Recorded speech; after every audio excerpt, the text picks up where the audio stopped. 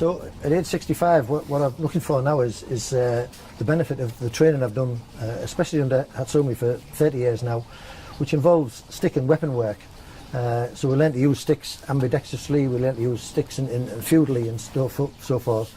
So this is a handbow, which it could be a walking stick, but it's moving around the stick that makes it important. And so as I've developed different movements with the stick and looked at the ergonomics of shoulder problems and back problems and hip problems even, I realised that these movements have actually kept me agile, and I want to pass those on because they're very age related, very simple to do and time relevant, because they don't take, in terms of time, 5 or 10 minutes with a stick. Can give you the benefits you want. This is a longer stick, plastic padding, so you won't bang your head with it.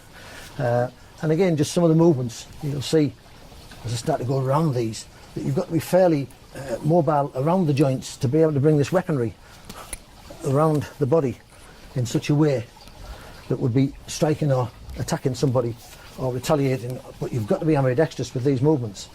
So at age 29, when I went to America for the first time to learn kinesiological principles of Dr. George Goodhart and John Thie, I was introduced to an exercise called cross crawl, which was developed by Norman Delicato, and this helped to stabilise my dyslexia, made my movement patterns more able to learn. So I incorporate these kind of movements of crossing the body and crossing the midline of the eyes, which helps to integrate both brain patterns.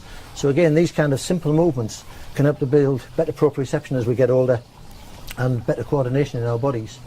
But I also use swords for this because, again, I'm feudally trained, so you're learning about sword drawing and cutting and different various cuts with the sword. And one of the things about the sword is it produces a lovely lemniscate movement, and so you can see this is done with the whole body.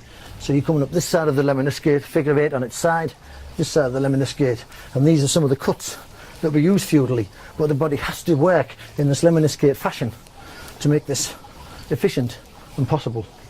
And a bigger sword like this is a classical Old English sword.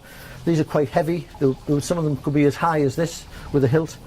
And again, if you try to lift this sword and use it like you would the Japanese sword, it found its ergonomics are totally different. So this was a bludgeoning kind of tool. So again, had to come from spinal dynamics. But again, you can get this lovely lemniscate action on your wrists, and it's effortless and floats. And so you're floating around the sword. And that's the ergonomics of a sword, is not making it heavy, making it so that you can play with the sword. And again, experiment its movements from the spine. And these spinal dynamics make the spine work effortlessly to move the sword around these axes of motion. So you're moving the body, not the weapon. The body and the weapon become one.